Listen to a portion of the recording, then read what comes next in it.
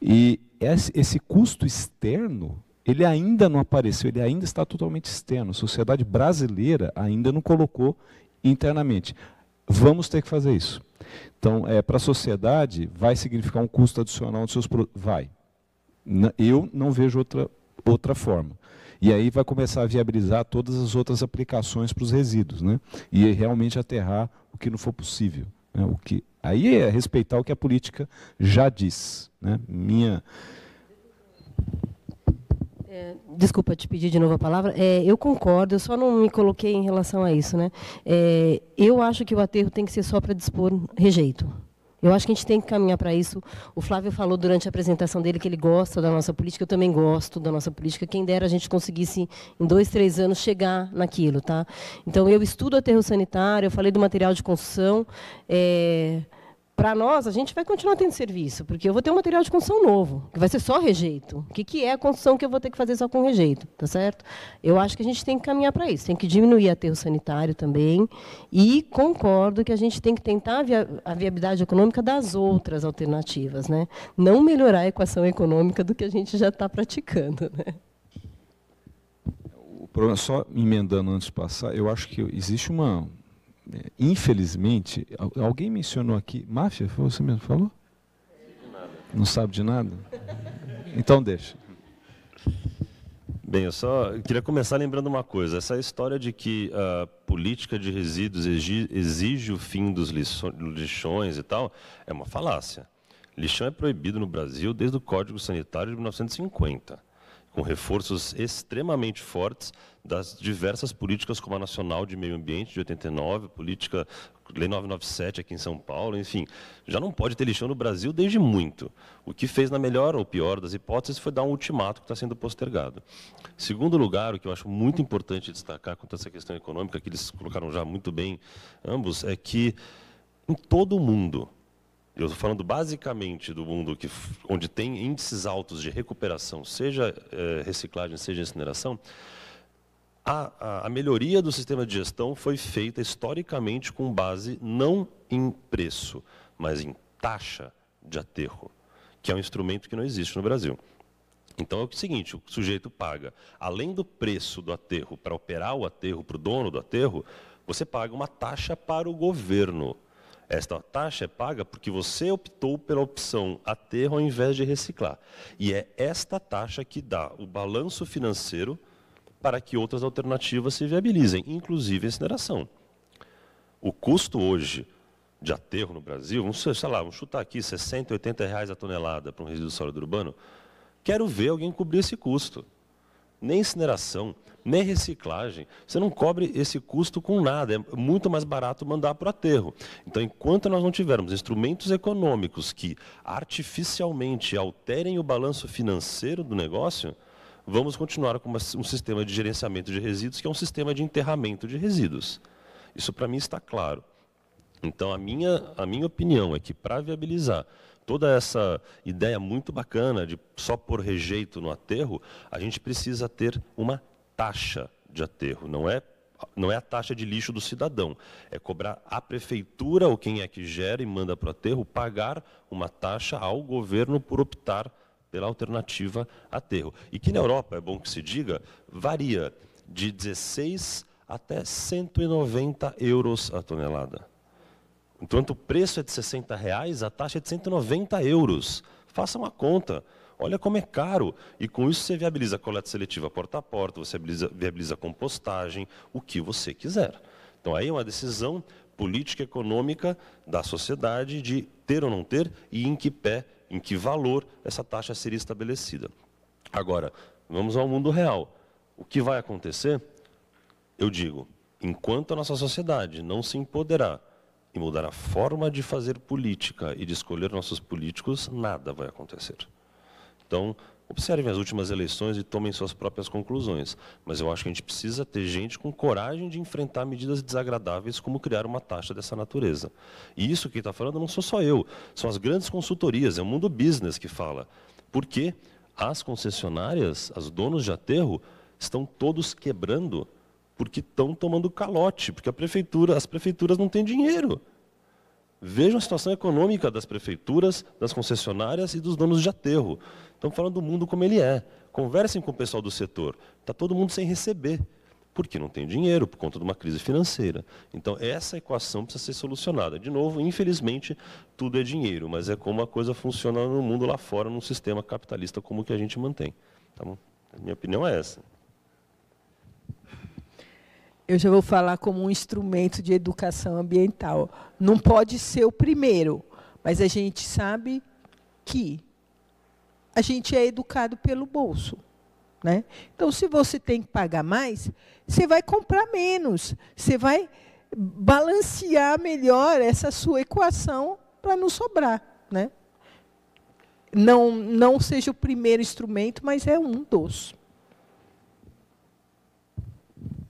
Bem, eu não dei nenhuma palestra, mas gostaria só de comentar rapidamente. Nós temos várias perguntas, né, ainda.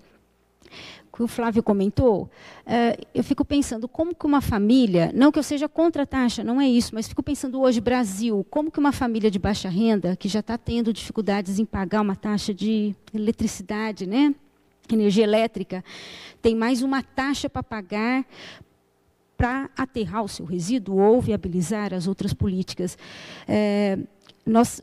Eu acho que assim, a realidade dos países desenvolvidos é bem diferente da nossa. Eu acho isso difícil.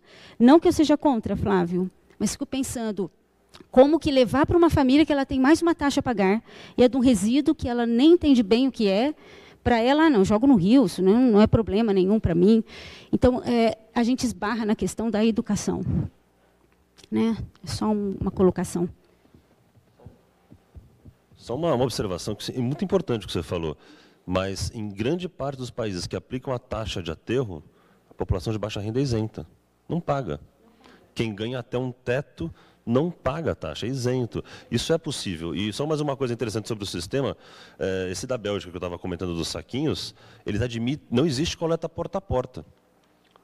Todo mundo tem que levar o seu lixo, inclusive o orgânico, inclusive o não reciclável, para uma central, para um ecoponto, vamos dizer assim, e que ele supõe que fica a 200 metros de qualquer residência, para dimensionar o sistema. Então, pelo menos em 400 metros de um ponto ao outro de distância. E lá neva, viu? Então, assim, é idoso, é criança, todo mundo vai, não tem conversa. E isso é parte de educação ambiental, da educação cívica, do cara entender que ele é um gerador e tem a parte dele de responsabilidade.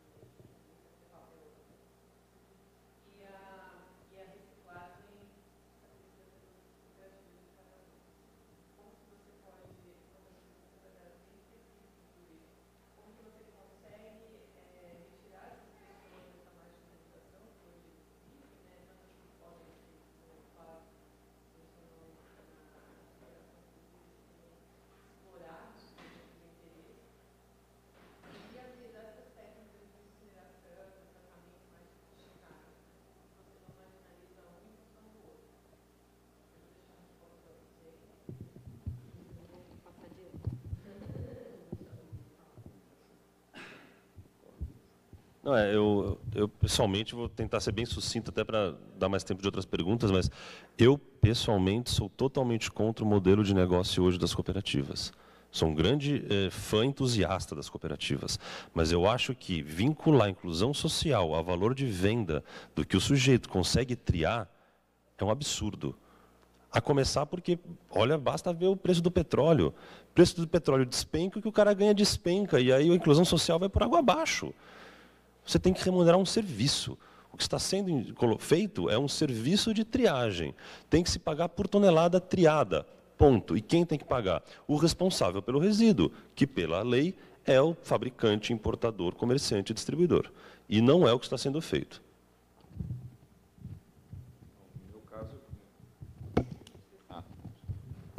Tá.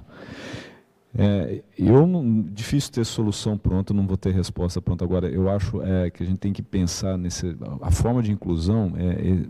A gente tem um problema social, uma tensão muito grande hoje, né?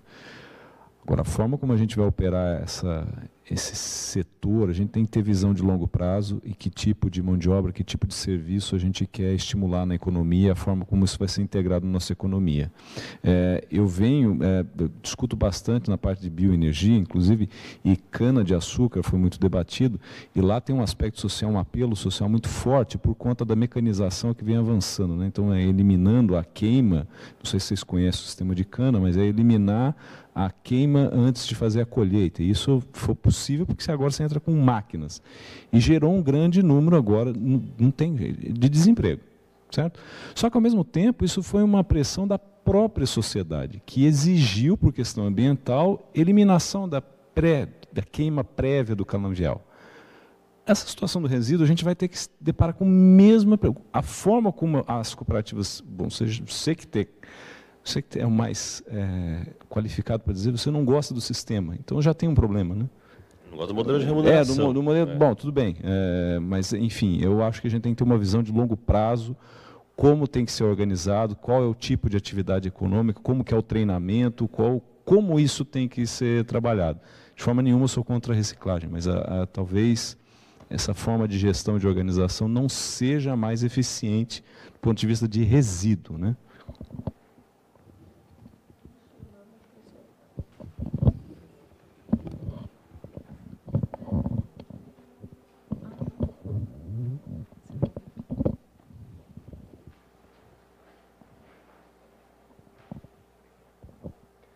Bom, boa tarde a todos. Fiquei examinando aqui se eu fazia a pergunta ou a colocação, talvez, mas não resisti aqui à coceirinha. Vários pontos levantados, né, interessantes e necessários. E eu estou querendo colocar assim a questão, foi falado das cooperativas, né, dos catadores. Então, uma das coisas que acontece, por exemplo, no município, eu vou falar isso porque talvez essa questão da taxa, aumentar a taxa ou novos meios de cobrança, por si só não seja suficiente, né? Porque é uma parcela de lucratividade muito forte, assim, essa questão da coleta, por exemplo, também, porta a porta. E o que acontece hoje é uma disputa ou uma disputa mesmo, né, de interesses pela qualidade do material reciclado versus disposição no aterro. Porque a empresa que coleta, ela ganha por tonelada, certo? Hoje, pelo menos em Campinas. E quanto mais, então, nessa lógica, quanto pior o material que ela levar para a cooperativa, mais ela vai ganhar. Porque ela vai triar, a cooperativa vai triar, e tudo aquilo que não for reciclado, tudo aquilo que ela não conseguir vender, ela vai de novo dispor para ser coletado e levar para o aterro. Então, chega a taxas assim de 50%, 60% de rejeito que sai das cooperativas. Ou seja, 60% do material que a coletora, hoje é a Renova, que era a mesma empresa, só muda o nome, ela ganha 2 vezes, né? Porque ela leva rejeito, ela leva 60% de rejeito para a cooperativa, e a cooperativa separa e 60% ela... Enfim, deu para entender a lógica. Então, se isso é de propósito ou não, não sei. Se isso é intencional ou não, não sei. Mas essa lógica que eu vejo que precisa ser trabalhada. E então é uma quase, não sei se é uma pergunta ou não, mas gostaria de alguma colocação nesse sentido. E também eu vejo que isso conversa um pouco com a questão da incineração, que hoje qual que é o material que mais...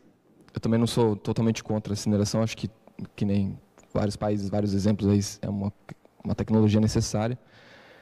Mas como que isso conversaria com esse incentivo do aumento da reciclagem? Porque se só o rejeito fosse, né, não sei se deu para entender a disputa e a competição. Obrigado. Adorei o que você falou, porque eu já tive várias experiências em cooperativa, e mesmo eu que sempre me preocupei com isso, uma vez peguei o sacão da minha casa, levei lá, e praticamente metade não era reciclável de fato.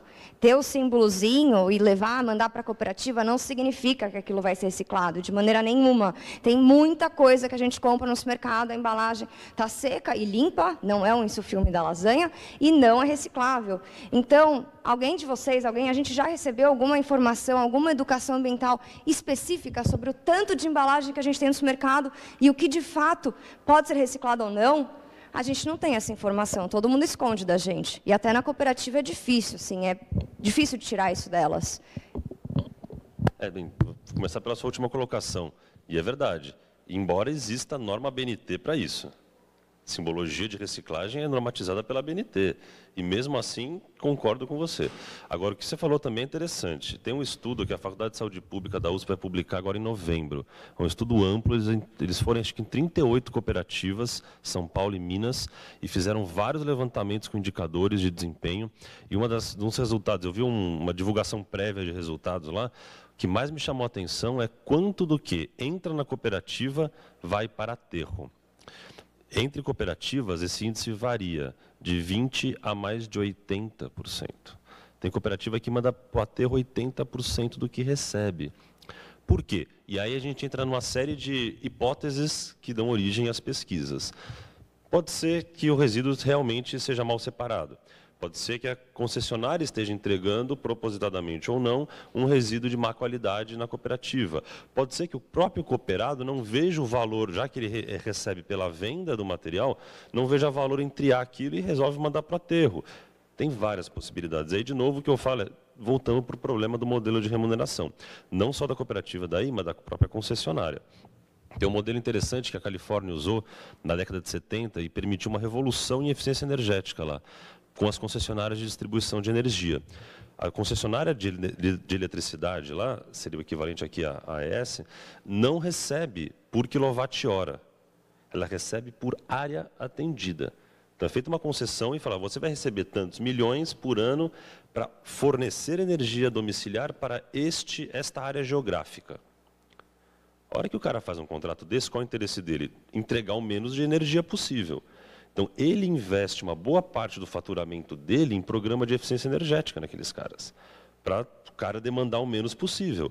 Então, o cara troca, sei lá, o chuveiro elétrico por a gás, o cara vai trocar a geladeira velha pela nova, enfim, fazer vários tipos de substituição e de melhorias de comportamento para isso daí. Talvez em resíduos a gente tivesse que pensar num sistema semelhante. Mas, de novo, é o modelo de remuneração o problema, tanto da cooperativa quanto da concessionária, quanto do próprio aterro, né?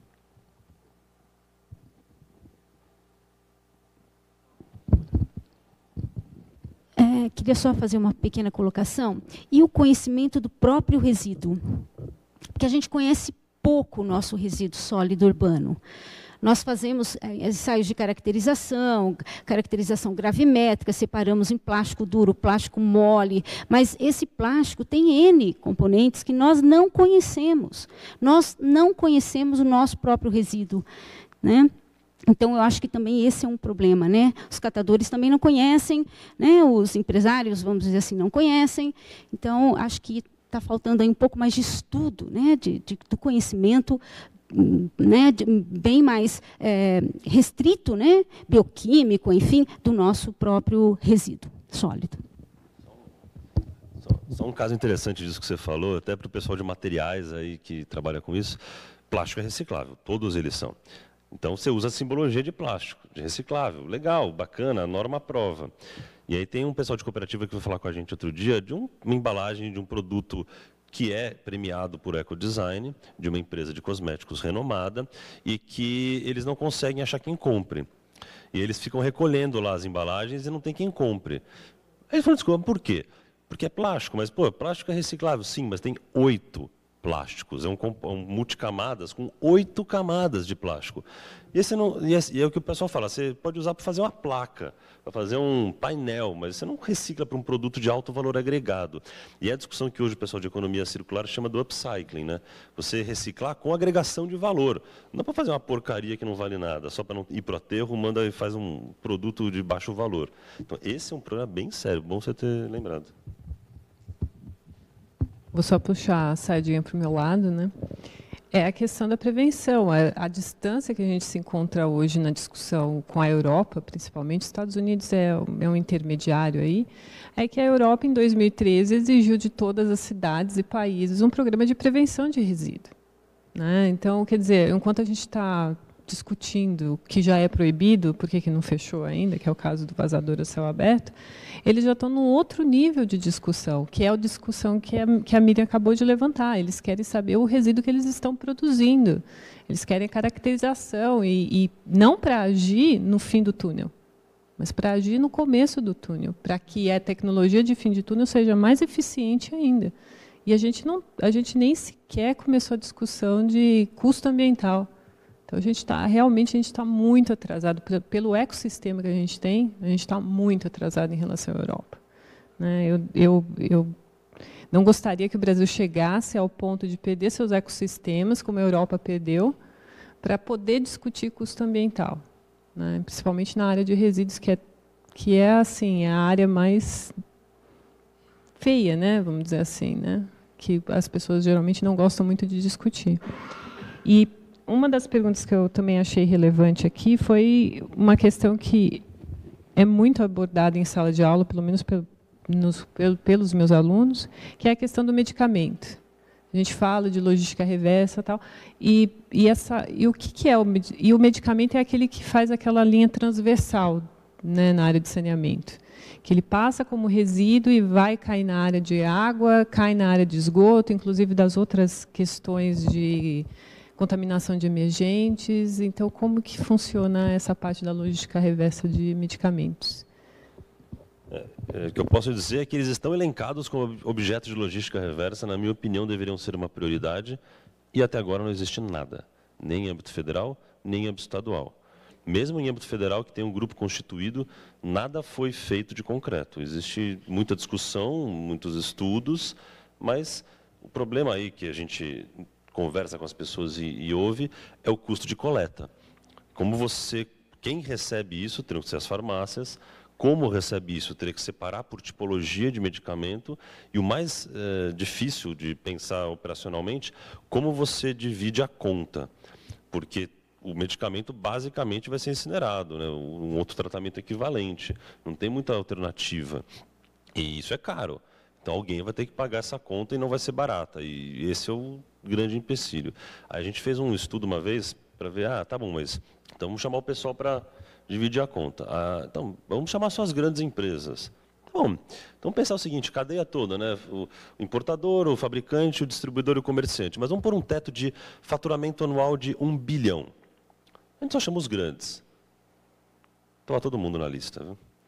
Essas farmácias que a gente conhece, nós de bairro, obviamente, mas essas redes de farmácia, tudo fatura 5, 10 bilhões por ano. Então, assim, não tem ninguém pequeno, todos têm capacidade de assumir novas responsabilidades. Eu acho que é falta de interesse, talvez, político estratégico, de avançar com esse assunto.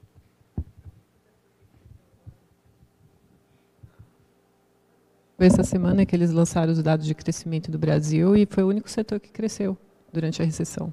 Setor de medicamento. Banco também, viu? Dor de cabeça, né? Gente, na mesma linha, eu queria fazer uma pergunta para vocês dois. que acontece com as lâmpadas fluorescentes, que há anos a gente fala disso? Você falou até que vocês começaram e voltou para trás, e eu achei curioso que dentro aí do grupo gestor de resíduos da Unicamp, você elencou várias metas e tal, e as lâmpadas não apareceram. Eu estou vindo da USP de São Carlos, mudei-me para a Unicamp há pouco tempo, e lá existe uma discussão. Eles, assim, lá na USP de São Carlos eu acho bem curioso, porque eles hoje em dia fazem a destinação das lâmpadas deles, e eu, como estou perto dessa coisa de resíduos, eu falei, gente, eu tenho um monte de lâmpada em casa, posso trazer? Não, de jeito nenhum. A gente só cuida das que são da USP, né? Então, achei estranho a ausência do tema na tua apresentação, e na tua eu queria entender o que é isso que andou para trás. Bem, só rapidamente, então, qual que é a dificuldade? A dificuldade é que a lâmpada tem que ser descontaminada. A descontaminação de uma lâmpada fluorescente, geralmente, chega perto, se não ultrapassa, o preço de venda.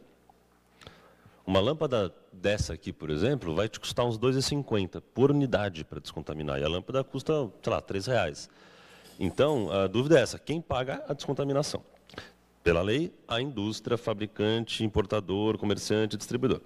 Aí fomos fazer um esforço que não deu muito certo. O Ministério do Meio Ambiente assinou um acordo setorial, e o que de concreto hoje existe é que as indústrias aprovaram uma criação de uma entidade gestora, aprovaram uma coisa que é muito importante, que é o controle de importação. Porque qual o problema? Essas lâmpadas são todas importadas. Tem um fabricante no Brasil, todos os outros são importadores. E aí você põe isso no mercado e o cara some. Porque uma coisa é uma empresa grande, conhecida, importar. Outra coisa é uma trading, que hoje importa lâmpada, amanhã importa vestido, no mês seguinte peça de trator, o cara vai importar. É uma empresa de importação. Então esses caras são muito fora do controle do radar do órgão ambiental. E aí o que acontece? Tem que ter um controle de importação. Eles incrivelmente aprovaram, o primeiro setor que conseguiu, porque é contra a política do Itamaraty, é bom que se diga, controle prévio de importação, é contrário aos interesses econômicos brasileiros, porque obviamente a gente não quer que a Europa faça o mesmo conosco, como o caso do REACH, do WEEE, de outras legislações ambientais, mas isso é outra história. E aí o que acontece? O Inmetro vai começar a controlar. E eles vão aplicar uma taxa no ato da venda para financiar o sistema. E isso vai começar, até onde eu ouvi dizer, ainda esse ano. Mas, no concreto, não aconteceu nada. Só para vocês terem ideia, nós, CETESB e muitos outros órgãos do governo do Estado, acredito que a Unicamp também, nós pagamos do próprio orçamento. A gente foi chamado, só para curiosidade de vocês, nós fomos chamados pelo Departamento Jurídico da Secretaria Estadual de Educação. A Secretaria Estadual de Educação tem 6.000 escolas com 5 milhões de alunos. E aí eles tinham lá um programa de recolhimento de lâmpada e gastavam dinheiro orçamentário. E a consultoria jurídica da Secretaria Estadual de Educação os proibiu de fazer a nova licitação. Valor R$ 3 milhões ao ano. Pensem aqui para vocês, academicamente, o que daria para fazer com 3 milhões ao ano. É bastante dinheiro, né? E aí a Secretaria de Educação, a consultoria jurídica, falou isso. Como é que eu vou gastar dinheiro do contribuinte para fazer uma coisa que é de responsabilidade da iniciativa privada? Aí eles nos chamaram. O que eu faço? Falei, primeira coisa, pelo amor de Deus, continue com o programa. Cobre em juízo. Manda a fatura para os caras, mas não deixe a lâmpada com mercúrio dentro da escola. Tira isso de perto das crianças. Ponto. E aí estamos numa discussão enorme, qual que é a nossa tendência, pelo menos assim, num primeiro momento, mudar a forma de compra da lâmpada. Então não vamos mais, a ideia é essa, a nossa proposta pelo menos, não vamos mais comprar lâmpadas, nós vamos contratar um serviço de fornecimento de lâmpada, onde esteja incluído o cara entregar uma lâmpada nova e levar e dar a destinação adequada a uma lâmpada velha. Vai ficar mais caro? Vai ficar mais caro, mas é o que a gente pode fazer. Agora, o correto é que haja uma logística reversa, pelo menos para o cidadão poder levar essa lâmpada. Muitos municípios têm esse problema, tem municípios que têm galpões de lâmpadas e não sabem o que fazer. Só que a hora que o município recolhe, ele assumiu um passivo ambiental. E aí não é fácil. Quando eu apresentei os resíduos que são operacionalizados pelo GGUS, tá? Que foi criado para a área de resíduos perigosos. Bom, a lâmpada também é perigosa. Só que essa área é operacionalizada pela Prefeitura do campus. A Prefeitura do campus tem o Departamento de Meio Ambiente e a gente tem alguns projetos em conjunto. Por exemplo, o recolhimento de óleo lubrificante é feito pela prefeitura. Então, às vezes, os meus dados não estão tão atualizados. Como a pessoa não está no campus, eu preferi não apresentar o resultado.